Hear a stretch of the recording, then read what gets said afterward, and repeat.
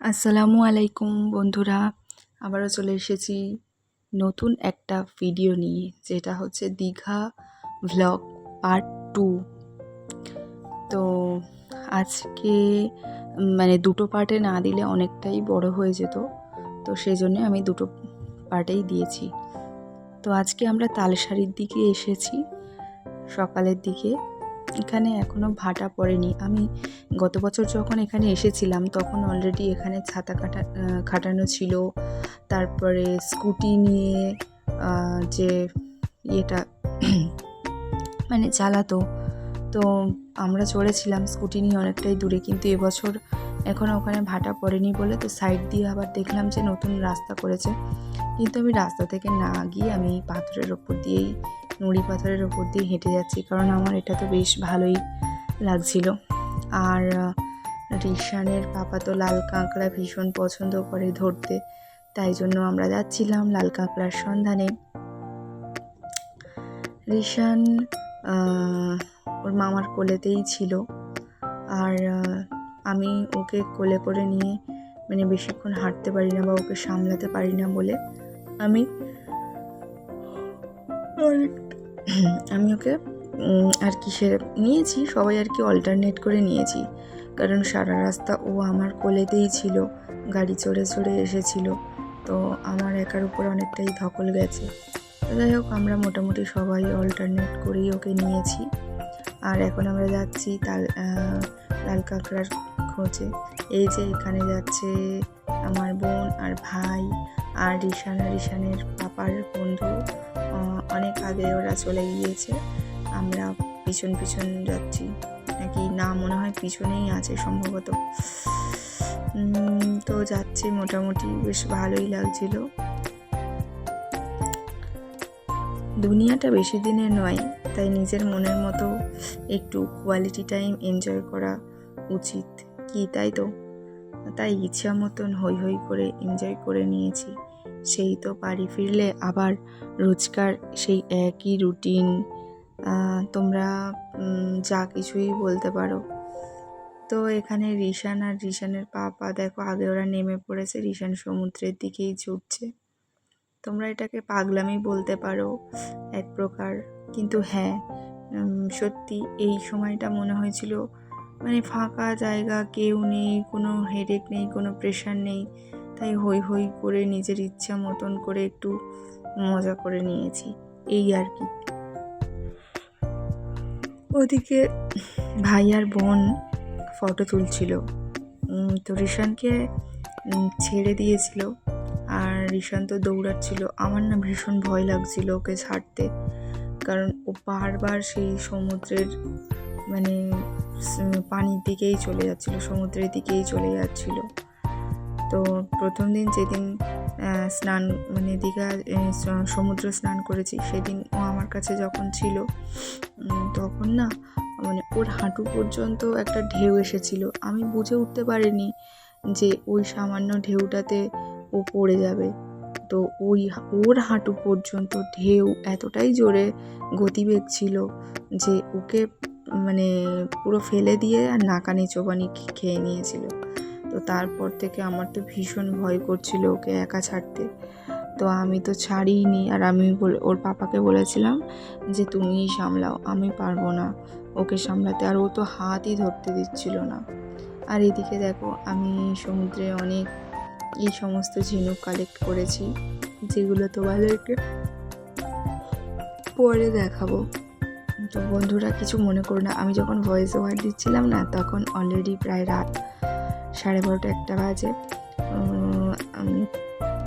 তো ঘুমিয়ে পড়তেই যাচ্ছিলাম, তো ভাবলাম যে না, আমি এটা কাজটা কমপ্লিট করেই এডিট করেই ঘুমাবো, কারণ দিনের বেলা হলে আমি আর টাইম পাবো না, আর মানে আমি ভিডিওটা এডিট করতে পারবো না। তো যাই হোক, এখন আমি ভিডিওটা এডিট করেই নেব। আর এই দেখো, ভাবলাম যে সবাই তো নাম লেখে সিনেমাতে দেখি যেমন, তো আমিও আমার নামটা এখানে লিখেই যাই। আর ওদিকে একটু সমুদ্রের পানিতে পাটা ভেজাচ্ছিলাম, একটু ভিডিও করছিলাম, তো যা হয় আর কি। আর ওই যে ঝিনুকগুলো কুড়িয়েছি, ওগুলো আমি বাড়িতে এসে একটা দেখি কিছু করতে পারি কিনা। যদি আমি করি কিছু, তাহলে সেটা তোমাদেরকে তো অবশ্যই শেয়ার করব। আর এদিকে যে নামটা লিখেছিলাম, নাম লিখে আমি ফটো তুলেছিলাম। এরপরে হোটেলে চলে এসেছিলাম, ঘুমিয়ে টুমিয়ে খাওয়া দাওয়া করে। আর সন্ধ্যার দিকে আমরা ফের বেরিয়েছিলাম একটু ওল্ড দীঘার দিকে। এখানে পার্ক ছিল, তো ঋষান যাতে মজা করতে পারে ওকে নিয়ে আসলাম পার্কের ভেতরে। সমস্ত চড়ার জিনিসগুলো ওকে হাত ধরিয়ে চড়াচ্ছিলাম, কিন্তু ও বেটা হাত ধরতেই চাইছিল না, ও একা একা চড়বে। তো যাই হোক, ঋষানের দৌলতে মোটামুটি আমিও যেন সেই আমার ছেলেবেলাতে ফিরে গেছিলাম কিছুক্ষণের জন্য। তো এরপরে ঋষান ওই দিকটায় ছিল, আমি আগে পার্কের ভেতর ঢুকে গিয়েছিলাম। তো তারপরে আমি ওদেরকে ডেকে এদিকে বললাম যে তোরা আয়, ওকে নিয়ে আয়। তো এসেছে। এটা জানি না এটা চড়ার নামটা কি, তো এটাই ওকে চড়াচ্ছিলাম। আর ওকে না আমি জুতো পরিয়ে আনতে মনে ছিল না, তো অনেকটা দূর মানে গাড়িতে উঠে আর মনে হয় যে জুতোর কথা। তো ভাবলাম ও তো সেই নিচে নামবে না, আর জুতো না হলেও কোনো ব্যাপার নয়। তো তারপরে এখানে দেখলাম পার্ক, অনেক খেলা, অনেক চড়ার জিনিস রয়েছে, আর ঘাস ছিল বলে অসুবিধা হয়নি। তো ওকে ছেড়েই দিয়েছিলাম, ও বেশ মজাই করছিল। তারপরে দেখো এই জায়গায় ছোটোবেলার মতন, ছোটোবেলায় আমরা এই সমস্ত খেলাগুলো খেলেছি, চড়েছি। তো ঋষানের দৌলতে আবার আজ সেগুলো চড়া হয়ে গেল। এরপরে স্লিপ ছিল পিছনে, দেখতেই পাবে ওই যে জিরাফের মতন মানে দেখতে যেটা। তো স্লিপ চড়তে কার না ভালোই লাগে। তো আমি আর কি ঋষানের মামাকে বললাম যে তুই এটা ওকে চড়া, ওর এগুলো যাতে আর কি স্মৃতি হয়ে থাকে, ওর ভালো লাগে, মানে পরে যখন ও দেখবে এইগুলো বেশ মজা করবে। তো এই যে ঋষানের মামা ওকে স্লিপ চড়াচ্ছে, আর ওর তো ভীষণ ভালোই লাগছিল। ও এখন ব্যাপারটা বোঝেনি যে এটা কী জিনিস, কিন্তু অনেকবার চড়ার পরে তখন আর কি মানে ও নামতেই চাইছিল না স্লিপ থেকে। তো সন্ধ্যাটা এইভাবে দারুণভাবে এনজয় করলাম। তো এখানে না যে যার মতন আমরা ঘুরে বেরিয়েছি, ভাই বোন ফটো তোলায় ব্যস্ত, আমি আর ঋষান ছিলাম, ঋষান আর ঋষানের পাপা, ঋষানের পাপার বন্ধু, ওরা ওদের মতন ঘুরছিল। তো আমরা যে যার মতন সেটার মতন করে আনন্দ করেছি, ফটো তুলেছি। এই দেখো ঋষান কোলে উঠতে চায় না, আবার কোল থেকে নেমে গেল। তো আমাদের দীঘা ট্যুর ছিল মোট 3 দিনের।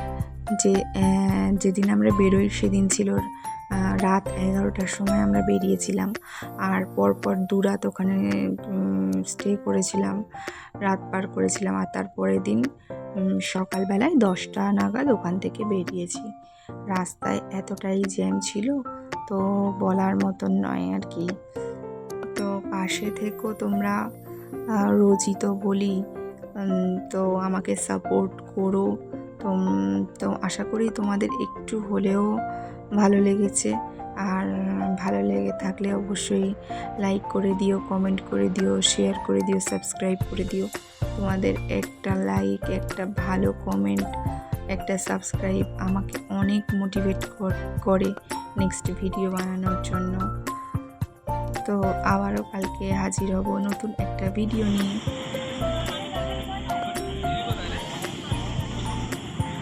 তো লাস্ট মোমেন্টে দেখো এখানে সমুদ্রের স্রোতের আওয়াজটা কেমন ছিল, আর এখন জোয়ার এসে গেছিল, তো অনেকটা উপরেই পানি চলে আসছিল। তো তোমরা এটা শুনতে থাকো, তাহলে টাটা।